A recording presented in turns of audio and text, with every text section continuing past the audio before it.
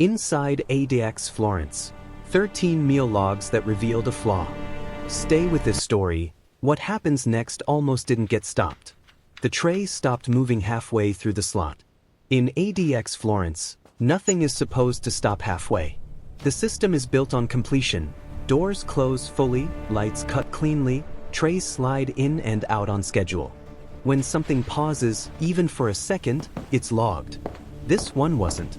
The officer at the panel noticed it because the screen didn't change. The cell indicator stayed yellow longer than usual. Not red, not green, just waiting. Inside the cell, the inmate didn't move. He stood back from the door, hands visible, posture neutral. He had learned that sudden movements triggered reports, not solutions. Silence bought time. The officer reset the control. The tray slid the rest of the way in. Normal again. Or so it seemed. The inmate's name was already familiar to staff, not because of violence or infractions, but because of paperwork. He filed precise requests. He tracked dates. He asked questions that sounded administrative but landed uncomfortably close to policy gaps. Food schedules, nutritional substitutions, tray counts. At ADX Florence, meals are standardized by design. Predictability reduces risk. Every portion is measured, sealed, and delivered with the same mechanical routine. There is no cafeteria, no choice line, no improvisation. That predictability is the point. The inmate had been noting small deviations, not complaints, observations. A missing packet one morning, a substitution logged under the wrong code, a tray returned untouched but recorded as consumed. None of it serious enough to escalate. All of it too consistent to ignore. He mentioned it in a written request, framed carefully. Request clarification on tray variants. It sat in the queue. The officer who reviewed it saw nothing urgent. Variance happens. Supply chains shift. Menus rotate. The system adjusts quietly. But the inmate kept notes. Dates. Cell numbers. He wasn't focused on the food itself. He was focused on the process. On that morning, when the tray paused mid-slot, he recognized the timing immediately. The same window, the same delay, the same officer rotation. This wasn't about hunger. It was about access. ADX Florence meals are designed to be uneventful, nutritionally sufficient, operationally invisible. But the delivery system creates one of the few regular interactions between inmate and infrastructure. A slot opens. A tray moves. A door remains locked, unless something interrupts the sequence. The inmate had noticed that interruptions were never investigated unless they triggered an alarm state. Yellow delays resolved themselves. Red ones demanded reports. So he waited. He let the tray come in. He didn't touch it. He stood back and watched the door seal. He listened to the lock engage. He watched the indicator light change. Green. Later, during count, the tray was marked as delivered and consumed. It wasn't. This wasn't the first time. Across the unit, similar entries appeared in the logs. Delivered, consumed. No discrepancies flagged. No waste returns noted. Food accounted for. Time accounted for. Reality drifting quietly out of alignment. The inmate submitted another request, this time addressed to a different office. Same tone, same restraint. Noting repeated delivery irregularities during morning cycle. No accusation, no urgency. It was routed, acknowledged, and archived. What staff didn't see was the pattern forming between those irregularities and maintenance windows, between substitute staff assignments and delayed system responses, between inventory counts and sealed returns. The inmate wasn't looking for weakness in walls or locks. He was watching the human layer that sat between machines. On the 7th occurrence, the officer noticed something new. A return tray logged from a cell that hadn't opened its slot. The system said it had. The camera angle suggested otherwise. The footage was grainy, static. Nothing dramatic. Just a door that appeared closed when it should have been open. The officer rewound. Watched again. The timestamp matched the earlier yellow delay. He flagged it. Not as an incident, as a question. Maintenance reviewed the door. No fault found. The slot mechanism tested clean. The logs were accurate. The camera was old but functional. Case closed. Except the inmates stopped submitting requests. That was the next anomaly. He had been consistent, methodical, then nothing. No follow-ups, no clarifications, no new notes. Silence again. In a place where silence is normal, this kind wasn't. The officer checked the meal records. All accounted for. Checked waste logs. No returns. Checked nutritional compliance. Green across the board. But one thing stood out. A tray count mismatch that corrected itself overnight. No explanation. No comment. When the officer checked the housing log, he noticed something else. The inmate had been reassigned meal delivery timing twice in 1 week. Small adjustments. Explained by staffing needs. But those adjustments aligned perfectly with the earlier delays. The officer printed the logs and laid them side by side. Delivery times. Camera timestamps. Inventory corrections. The pattern was there now. Subtle. Intentional. This wasn't a food issue. It was a systems issue using food as cover. The officer escalated the concern carefully. No accusations. Just data. The response came back muted. The system had safeguards. ADX Florence was built to eliminate improvisation. Food delivery was one of the most controlled processes in the facility. Nothing dangerous had happened. Nothing had gone missing. Nothing had failed.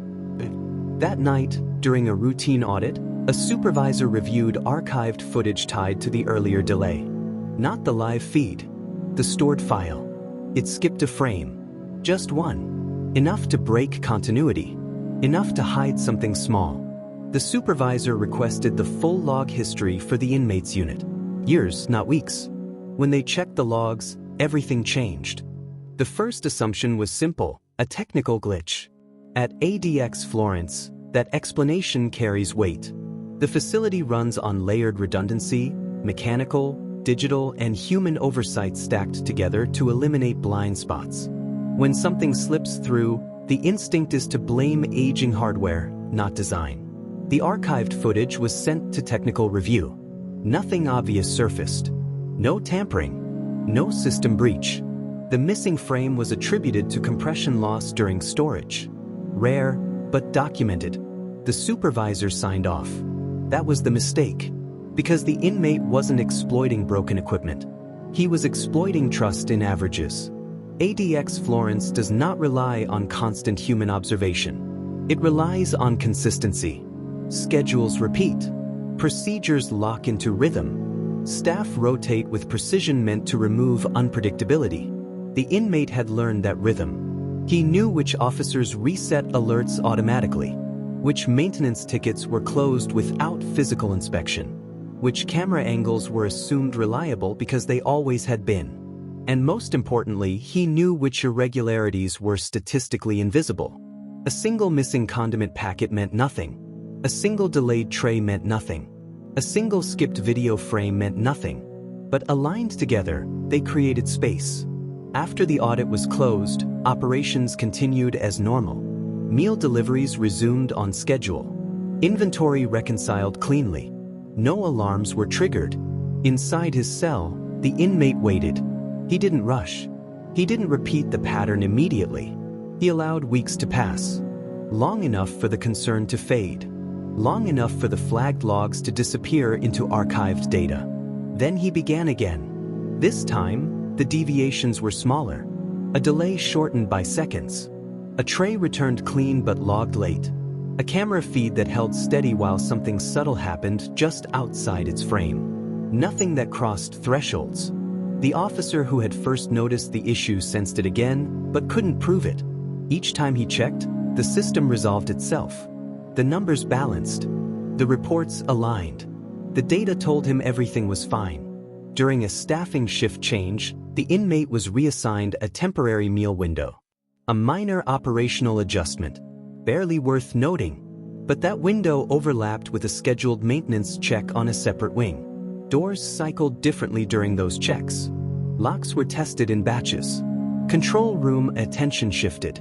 The inmate had been tracking those overlaps for months. On the day it mattered, he didn't touch the tray at all. He waited until the slot opened, paused, and closed. Then he acted. Not by forcing anything open, not by damaging equipment, but by positioning himself where the system assumed nothing could be. The cameras didn't catch him because they weren't pointed to. The logs didn't flag him because they didn't expect deviation during a green cycle. The inventory didn't raise alarms because nothing physical went missing. Only time shifted. When count was conducted, he was present. When meals were logged, his tray was marked consumed. When cameras were reviewed, his cell appeared sealed. Yet he had moved, only briefly, only within the margins of what the system believed impossible. The officer noticed something else that day. An empty corridor camera logged movement without a visible subject. A flicker. Too fast to define. Too slow to dismiss. He flagged it again. This time, the response was slower. Supervisors reviewed the report, compared it against other units. Found no pattern. False positive, someone said. Another mistake. Because the inmate wasn't trying to escape. He wasn't testing walls or doors. He was testing assumptions. Specifically, the assumption that food delivery was passive. In reality, it was one of the only moments when the system briefly interacted with every cell, every day, without direct observation. That interaction had edges. Edges could be learned. By the time the officer escalated the concern a second time, the inmate had already stopped. Silence returned. No requests. No anomalies. No delays. The system relaxed. Then, during a random inventory reconciliation, a discrepancy appeared that couldn't be corrected by time-shifting entries. A sealed supply case showed one tray more than expected. No loss. No shortage. An extra. The kind of error that shouldn't exist in a closed loop. When investigators reviewed historical data across multiple months, the same pattern emerged in different units. Always during maintenance overlaps. Always during specific staffing rotations. Always resolving before review. This wasn't coincidence. It was rehearsal. And whatever the inmate was building toward, the window to stop it was already closing. The realization came quietly. Not during an alarm. Not during a lockdown. But during a routine systems meeting where nothing urgent was supposed to surface. An analyst reviewing long-term operational data noticed something unusual. Not an error, an absence. A stretch of time where the system reported perfect compliance across every layer. No delays. No alerts. No corrections. In a place as complex as ADX Florence, perfection was statistically improbable. The analyst flagged it. When investigators overlaid food delivery logs with maintenance schedules, camera recalibration windows, and staff rotations, the shape of the problem finally appeared. The inmate had never tried to defeat the prison. He had learned how to live inside its margins. ADX Florence was designed to prevent chaos by eliminating choice. Meals arrived the same way every day. Doors opened and closed on fixed sequences. Cameras watched from trusted angles. Human judgment was minimized in favor of procedure. That stability created blind confidence. The inmate exploited that confidence by doing something no system anticipates. Behaving perfectly. He didn't complain. He didn't resist. He didn't escalate. He observed. Over months, he mapped the food delivery process down to seconds. He noted which alerts were reset automatically, which anomalies required human confirmation, which events were logged but never reviewed unless paired with another failure. Food was the ideal cover. Meals happened daily. They involved mechanical movement. They created brief, repeated interaction with the cell door, and they were considered low risk. During maintenance overlaps, when door systems were tested in sequence, the inmate learned that the slot mechanism entered a transitional state longer than documented. The door remained locked, but the interior configuration changed. Not enough to escape. Enough to reposition. Enough to access space the system believed remained empty. He used that access to test movement timing, not to flee. He stepped into corridors during moments the cameras weren't looking, not because they were broken, but because they were trusted. Every movement was brief. Every return was clean. Every count matched. The system never saw absence. It saw continuity. By the time investigators understood what had happened, the inmate had already been reassigned. Quietly, without incident. Officially, the transfer was administrative. A routine security reclassification. No announcement. No explanation. Unofficially, it was containment. The facility revised its food delivery procedures within weeks. Camera angles were adjusted. Maintenance windows were staggered. Automated resets were replaced with manual confirmation during specific cycles. No public report was released. No disciplinary action was recorded against the inmate. Because nothing illegal had occurred. He hadn't damaged property. He hadn't escaped. He hadn't violated direct orders. He had simply moved where the system assumed no one could. The officer who first noticed the anomaly reviewed the final findings months later. The report didn't name the inmate. It didn't describe his actions in detail. It framed the issue as a procedural vulnerability. But the implication was clear. The most secure prison in the world hadn't been defeated by force or tools. It had been studied. The food had never been the point. It was the only process the system didn't question. And that was enough. This could happen again. The changes didn't arrive with announcements. There was no memo posted on unit boards. No briefing that mentioned the inmate by name. No public acknowledgement that anything had gone wrong. At ADX Florence, corrections rarely announce themselves. They settle in quietly, folded into routine until no one remembers what came before. The first adjustment was subtle. Meal delivery windows were widened by seconds, not enough to disrupt schedules, just enough to remove predictability. The system logs no longer rounded times to neat intervals. Variance was allowed, but only in ways that made patterns harder to read. Next came the cameras. Not new ones, at least not at first. Existing lenses were recalibrated, nudged a few degrees lower, rotated slightly inward. The blind spot that had once existed didn't disappear overnight. It was narrowed, then narrowed again, until it became useless. The system didn't claim perfection. It claimed coverage. Maintenance windows were staggered. Where once multiple checks overlapped in tidy blocks, they were now offset, deliberately misaligned. Testing no longer followed the same order. Locks cycled differently depending on the day. Predictability, the quiet ally the inmate had relied on, was broken. On paper, nothing dramatic had changed. In practice, everything had. The officer who first noticed the anomalies was reassigned to a training role. Not as punishment, not as reward. He taught new staff how to read logs for absence rather than presence, how to distrust perfect compliance, how to question systems that never fail. He never used the inmate's name. He didn't need to. Within the facility, the story became a lesson rather than an incident. A reminder that security wasn't just about walls and steel, but about assumptions. That even the most controlled environments could be navigated by someone patient enough to learn them.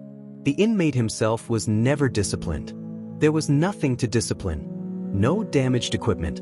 No violated order. No unauthorized access recorded. His transfer out of the unit remained classified as administrative. A reclassification based on operational considerations. The phrase meant everything and nothing at the same time. In his new placement, the routines were different. Less rigid. Less automated. More human oversight. The margins were narrower. The system watched itself more closely. And the inmate returned to silence. No requests.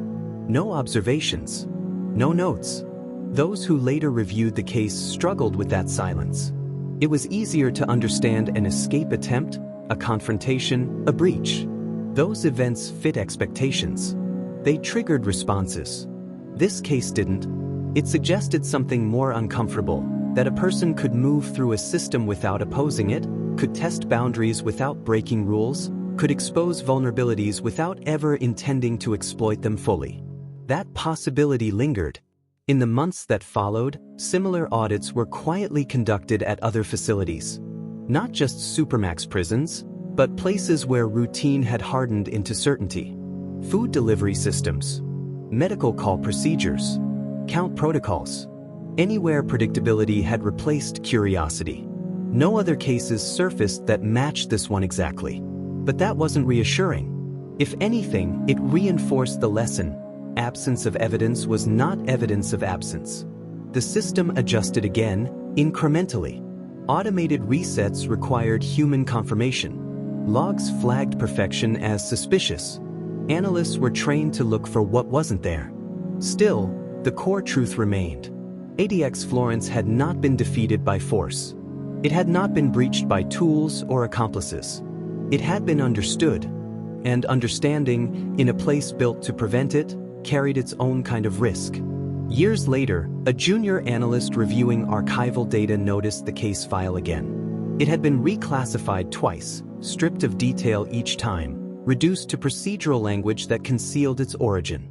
The analyst asked a supervisor why. The answer was simple: because it worked only once. That explanation offered comfort, but not certainty. Systems evolve. People adapt. Procedures change, and then they settle again. Predictability returns, slowly, quietly, wearing a different shape.